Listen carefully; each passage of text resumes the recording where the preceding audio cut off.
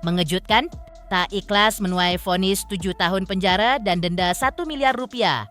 Amar Zoni pun meminta bantuan kepada Camelia, sang pacar, untuk mengganti pengacara. Dan Camelia pun dengan gerakan cepat alias gercep mengganti pengacara lama Amar Zoni dengan pengacara baru hanya dalam hitungan hari. Camelia pasang badan mengurusi segala urusan hukum agar Amar Zoni tak dipindah tahanan ke Lapas Nusa Kambangan. Tapi benarkah per bulan Mei ini Amar Zoni sudah dipindah ke Lapas Nusa Kambangan? Benarkah Camelia bergerak cepat mengurus masalah hukum Amar karena tahu Amar Zoni trauma dengan Lapas Nusa Kambangan? Ketika waktu ditarik mundur, Camelia bahkan sempat menghibur Amar Zoni.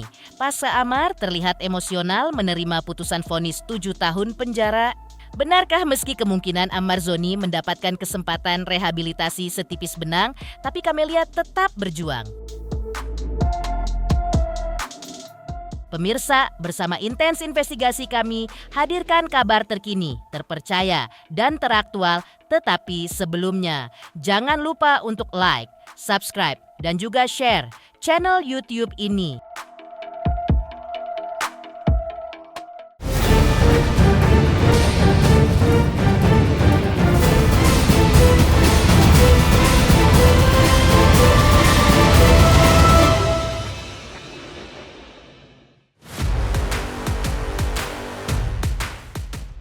Mengejutkan, tak ikhlas mendulang vonis 7 tahun penjara lengkap dengan denda sebesar 1 miliar rupiah. Amar Zoni pun meminta sang kekasih Camelia untuk mengganti pengacara. Maka dalam hitungan hari, Camelia pun gercep bergerak cepat, bergerilya mencari pengacara baru dan diam mengganti pengacara lama Amar Zoni. Maka pada hari Selasa kemarin, Camelia pun mengejutkan semua mata. Karena Camelia muncul menggandeng Krisnamurti sebagai pengacara baru yang menangani kasus hukum Amar Zoni. Lengkap dengan momen dramatis karena Krisnamurti menunjukkan tulisan tangan Amar Zoni yang ditulis dari tahanan lengkap dengan materai. Sebagai pernyataan bahwa Amar mencabut kuasa John Matias sebagai pengacaranya dan menggantinya dengan Krisnamurti sebagai pengacara baru Amar. Dan mengejutkan, hitungan jam pasca ditunjuk sebagai pengacara baru. Krisnamurti sudah mulai mengulik dan menelisik adanya kejanggalan di balik kasus narkoba yang menimpa Amar Zoni. Hari sore ini saya kedatangan Dr. Camelia ke kantor saya. Bahwa Dr. Camelia datang ke kantor saya sehubungan dengan adanya surat pernyataan yang dibuat oleh Amar Zoni yang dibawa oleh Dr. Camelia. Hasil diskusi kita dengan Amar Zoni, kita telah memutuskan bahwa Amar Zoni tidak naik banding, tapi kita akan melakukan upaya peninjauan kembali. Kenapa kita melakukan upaya peninjauan kembali? Karena banyak hal-hal yang kita temukan di sini, kejanggalan-kejanggalan. Lalu kemudian dari kejanggalan-kejanggalan ini, kita akan kumpulkan dulu dan butuh waktu untuk mengumpulkan bukti ini. Kalau bukti ini kita temukan, kita akan bisa berkeyakinan membuktikan bahwa Amar Zoni adalah bukan pelaku kejahatan seperti yang didakwakan yang diputuskan. Dia adalah sebagai bandar daripada pengedar daripada narkoba itu sendiri. Nah, makanya kita butuh waktu. Nah, sementara waktu 14 hari yang diberikan dalam aturan kita harus naik banding ini terlalu mepet. Nah, kita lebih baik mementingkan bagaimana ke depannya untuk dapat membuktikan bahwa Amar bukan pengedar. Nah, jadi kita putuskan sekali lagi di sini bahwa kita nyatakan kita akan melakukan peninjauan kembali surat pernyataan pencabutan kuasa kepada kuasa lamanya dan kuasa lamanya tidak lagi bertindak untuk kepentingan hukum daripada Amar Zoni baik di luar pengadilan ataupun di dalam pengadilan. Dan ini tertulis masih dalam tinta basah yang diberikan oleh Amar Zoni yang dititipkan kepada Dr. Camelia, hari ini diberikan kepada saya. Dan begitu resmi menjadi pengacara baru yang membela Amar Zoni, Krisna langsung menunjukkan keseriusannya dalam menangani kasus Amar. yakni dengan mengirim surat ke Lembaga Pemasyarakatan alias Lapas Nusa Kambangan dan sederet pihak terkait agar Amar Zoni tak lagi ditahan di Lapas Nusa Kambangan. Maka dengan alasan Amar Zoni bukan penjahat kelas internasional, juga bukan bandar, pengacara baru Amar itu pun mengusahakan agar Amar ditahan sesuai dengan wilayah Kejaksaan Negeri yang memperkarakan Amar, yaitu Jakarta Pusat. Bukan tanpa alasan, Camelia bahkan mengulik betapa trauma dan ketakutan sempat membayang di wajah Amar setiap kali menceritakan tentang Lapas Nusa Kambangan. Ketika dieksekusi nanti oleh Kejaksaan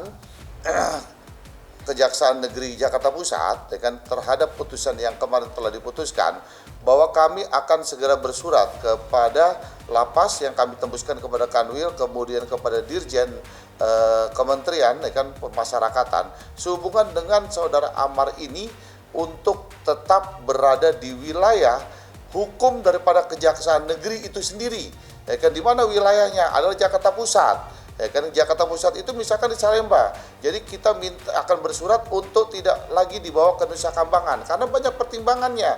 Pertama adalah bahwa Amar bukan jaringan narkoba internasional. Itu yang pertama.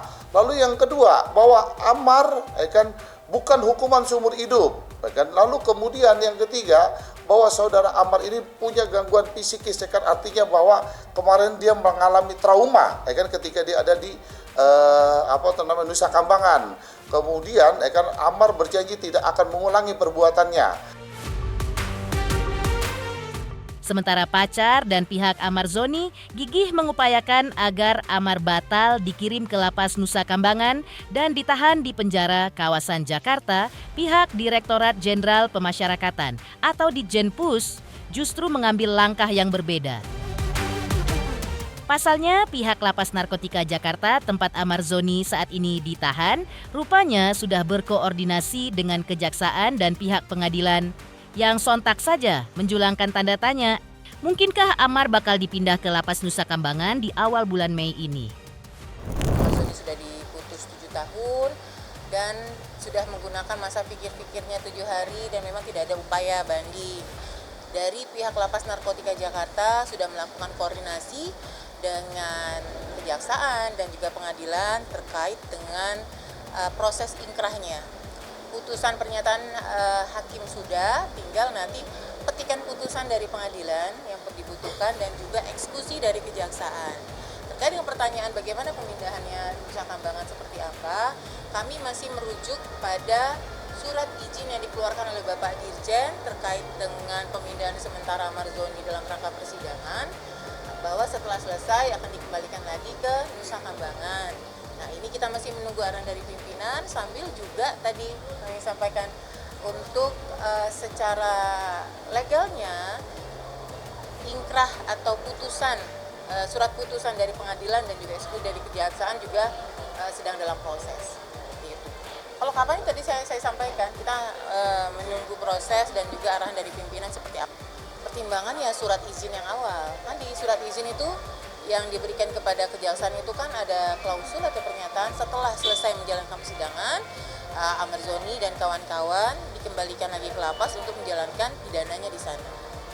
Tapi sekali lagi ya teman-teman, di Nusa Kambangan atau khususnya Lapas High-Risk ini bukan akhir dari segalanya. Kalau kami sendiri dari pihak pemasyarakatan adalah kami menginginkan semakin banyak warga binaan kami yang di high-risk itu turun levelnya. Berarti pembinaan kita berjalan dan warga binaan yang ditempatkan di sana itu mengikuti program pembinaan dengan baik, mematuhi peraturan dan yang pasti menyesali perilakunya yang sebelumnya, ada perubahan perilaku. Usai mendapatkan vonis 7 tahun penjara, Amar Zoni dan Camelia sempat terlihat syok. Bahkan Amar Zoni terlihat lemas sebelum memasuki mobil tahanan pasca sidang. Seperti apakah dramatisnya Amar Zoni, Camelia, dan sederet pihaknya menerima putusan vonis Amar Zoni?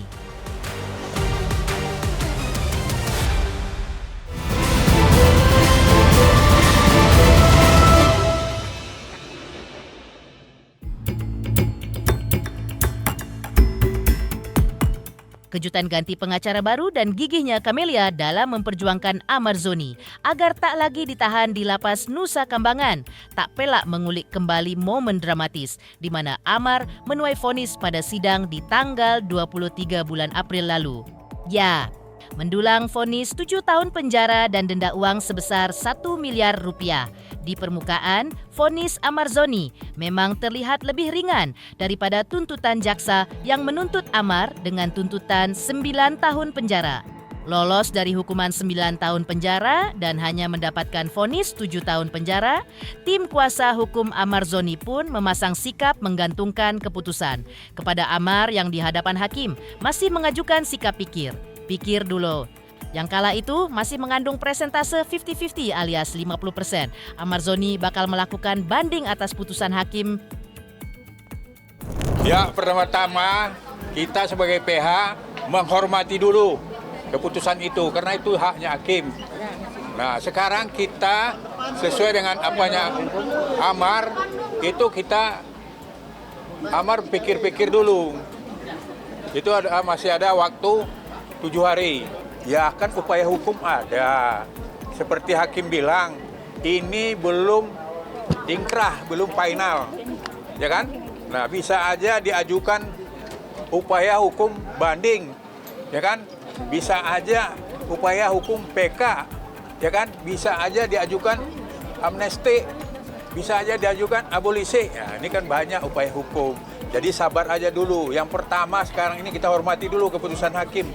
Karena itu hak beliau. Semua kan harus dipertimbangkan. Gak bisa kita menghadapi hukum ini dengan emosi. Ya kan, itu kan hak Amar nanti. Apakah dia mau banding, apa tidak. Ya kita PH kan. Nah sekarang Amar dia mikir-mikir dulu. Kan gitu. Tapi bak pepatah air beriak tanda tak dalam. Sedangkan air tenang tanda arus yang dalam, tak banyak yang tahu jika jauh di lubuk hati, Amarzoni menyimpan emosi yang jauh berbeda. Jika di depan pintu pengadilan tim kuasa hukum Amar masih bisa tenang menghadapi vonis putusan hakim, maka di belakang pintu pengadilan, Amar yang digiring oleh petugas keamanan menuju mobil tahanan justru terlihat lemas dan syok. Detik-detik menuju mobil tahanan, Amar yang harus dipulangkan kembali ke Lapas Narkotika Jakarta memeluk Kamila sambil terus mengecek segala keperluannya. Dengan lemas, Amar terlihat berat meninggalkan Camelia yang terus memberikan dukungan kepadanya. Bang Amar, ganteng. Bang Amar ganteng. Gue nggak bisa deh.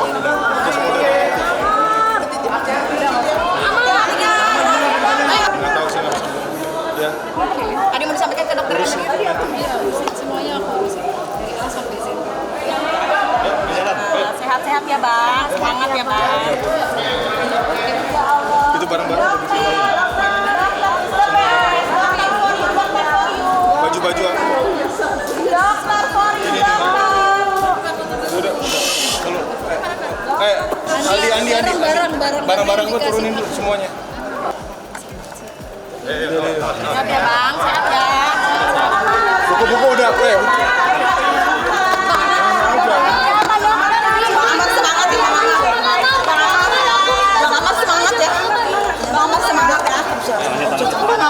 Om Jo juga nggak ada kan? Bang Amar semangat ya bang. Bawain mobil. Semangat ya.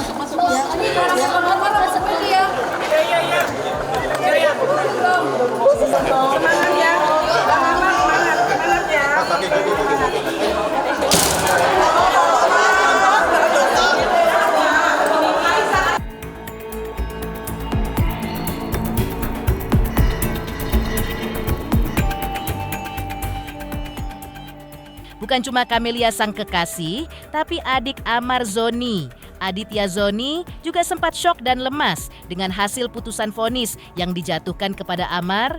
Bagaimana adik Amarzoni ini mengatasi kejutan di balik vonis 7 tahun penjara Amar dan member dukungan?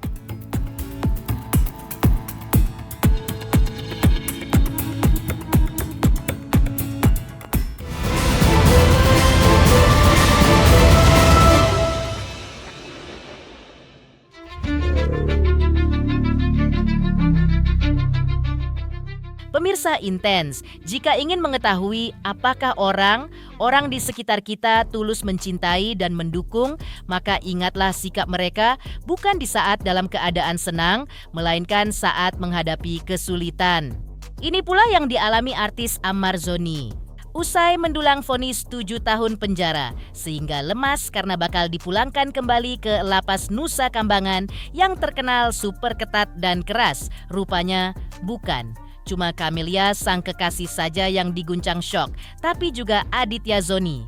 Adik Ammar Zoni ini tidak hanya mengaku kaget, tapi juga kecewa ketika tahu bahwa kakaknya menuai vonis 7 tahun penjara dan bukannya dikirim ke panti rehabilitasi seperti yang selama ini diharapkan oleh Ammar Zoni.